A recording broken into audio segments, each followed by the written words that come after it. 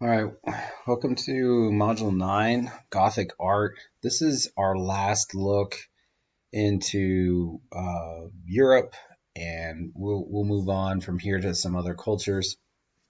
But every culture sort of laid the groundwork for the next one, and we've focused a lot on sort of the West, like Europe and the Mediterranean area, and just barely in the Middle East. We're eventually going to start moving more eastward with the next couple chapters, but Gothic art is will bring us to sort of the height of Europe as it's slowly starting to find its own identities, and then eventually springboard us in. If you take the course of Art 201 and we finish it where we start with the Renaissance and then move into contemporary art. So this really um, is a really amazing chapter because it sort of starts to really see the final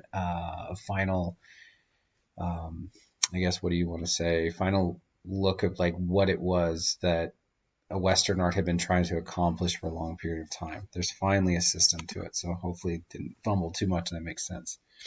Once again, I'm going to go pretty quickly with this just to keep these short.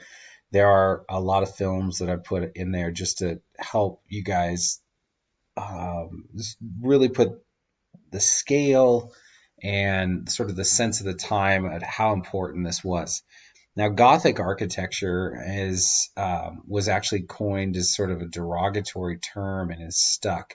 And that happens a lot in art, or even something like the Dark Ages, right? There wasn't Dark Age. It wasn't like nothing was going on, or like there was no books or no literacy or anything like that. It's just terms that have been coined, and that's just what is stuck. So the Gothic term really is not probably the most appropriate to use, but it's just what it is. So um, what this what this is going to show in this module is where we're going to focus on architecture being the most important because really that's what's happening. But through the architecture and those forms, what were the other things that were creating and being created to sort of like follow the function? And France is the beginner of this. They're the ones who start the Gothic movement, and from there, other countries sort of start to pick it up and use it in their own ways. But what it does, and we're going to go back, and here's those old plans: the basic Roman Basilica plan, and then a central church plan, which was the Hagia Sophia look, and this would have been what we look at before within Rome. And so what it's going to do is it's going to take a little bit of both, but it's really going to put something together to say we want to build something so magnificent, so awe-inspiring that people cannot doubt our religion. Now, a lot of this religion has come because of the Crusades.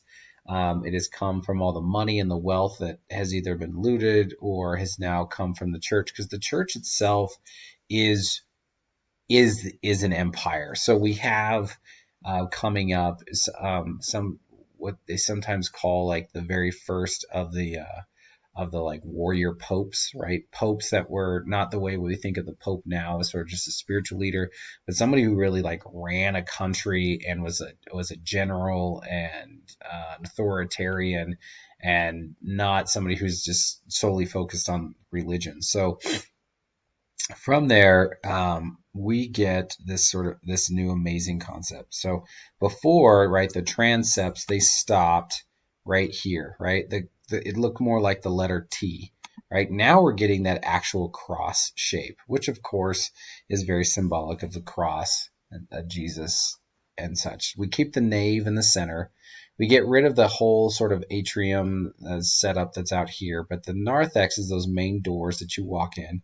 Still the side aisles, right? A couple other exits in the transept. Right in here, the crossing though. This is where if you'll look up, that's where usually like a spire or a dome will be.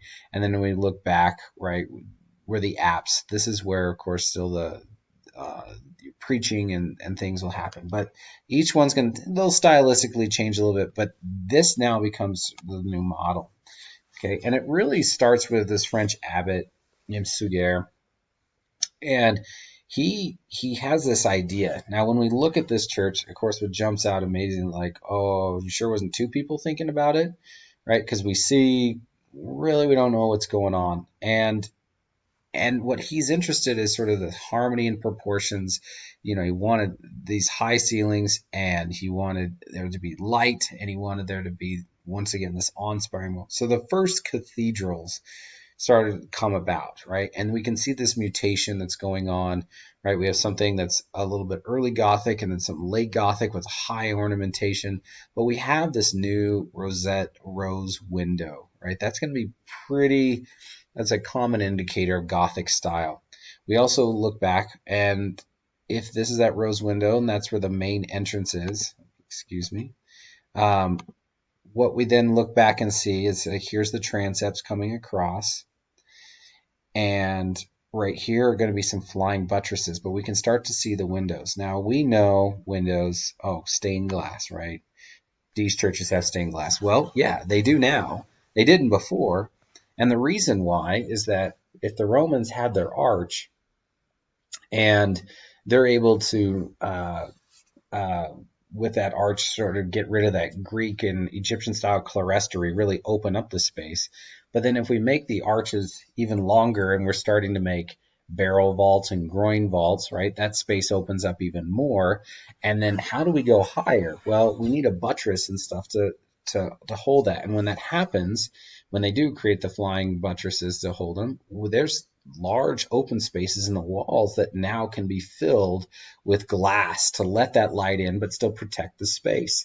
And so that's really why stained glass comes about, right? And of course, yes, it holds the illustrations. It was for the illiterate. It was for the beautification of the church, the colors and all that stuff. But really, if it wasn't for the architecture, right, there'd be no need. We'd just have still really thick, chunky stone walls that wouldn't allow light in. Also, we see, in the door jamb areas, carvings of the saints. So as you come in, you can see these people just glower, just like staring down at you, whether they're scowling or happy to see you. We don't really know. But these highly ornate figures come about, and these are going to be very synonymous with the Gothic style. I list here terms that you'll need to know, especially things like the flying buttress. The clerestory takes on sort of a new shape and space, but we see it still. The tracery, the triforium, the tympana, the rose window we already talked about, the lancets, all that, all these features add to these places that are now like 3 stories tall. Now with that, Notre Dame is one of the most popular of all Gothic cathedrals. I put some links in there. Ever since the fire, it's kind of interesting to also update. So, of course, this is an old picture, as many people like to remember it by. And we see these flying buttresses in the back holding up those walls. We see other flying buttresses here that are really well hidden. And of course, the front, the bell towers and such. But this actually has, I think, 4 rose windows, but quite beautiful. But I leave the YouTube links there for you guys to check out some other short films on its history and how it came about and its different forms. It's had some different shapes before it becomes what we think of it as, Notre Dame. Near Notre Dame is actually one of my more favorite places, and it was built as a private chapel. There was sort of like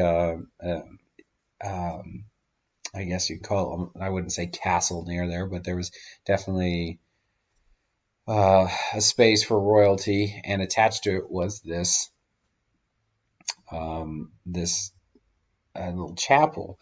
And this is only a few blocks from Notre Dame, just south, just a little bit. And what's amazing is it's probably the most amazing example of stained glass that you'll see in any Gothic style, because right here you have glass windows that are 3 stories tall, just straight up. And it's a small space. It's a very intimate space. So when you walk in there, you don't have sort of all the other pieces and pillars and architectural features to distract you. You're really encompassed by this just light and color everywhere. So really beautiful, and I'll leave the link there for you guys to check it out. Ames Cathedral, another one there that's really beautiful, built in the high Gothic style, which is when you start to see things like really pointed and sharp and even more details. Salisbury, right? Um, Things are happening outside of France, so England is kind of taking their own spin on it, keeping some of the French features, but definitely adding their own. So now we have a double transept right here, right? The nave runs down the center, but we have a double transept because you can't copy your enemy. You know, you got to do your own thing. But it's really sort of beautiful and very block like. Like when you look at it, you still think like, oh, that's Big Ben or something. So you see where those styles really come from. And in Germany, if you ever make it to Germany, go to Cologne Cathedral. This is stunning. This is one of the last built churches. And like I said, it took over 600 years. It took about 700 years, really, for it to be built. And it's funny because in its history, it started being built and then it just stopped. And the people just finally said, you know what, let's just take up a collection. And they're the ones who sort of got things going. The train yard is right near it, so that was a target during World War II. And the train yard was bombed, but only very little damage happened to the cathedral itself. But Germany has its own sort of style that they take on this, and it is amazing. Every little square inch of this is covered with carvings and decoration, and it's just huge. It's quite beautiful. So get the chance to go see it. It's worth it. So really, that's my focus for you guys on this Gothic style. All these spaces are going to become sort of the blank canvases for then artwork to be put on. We think of once the space is built, it needs to be filled with decoration, and those decorations are going to lead to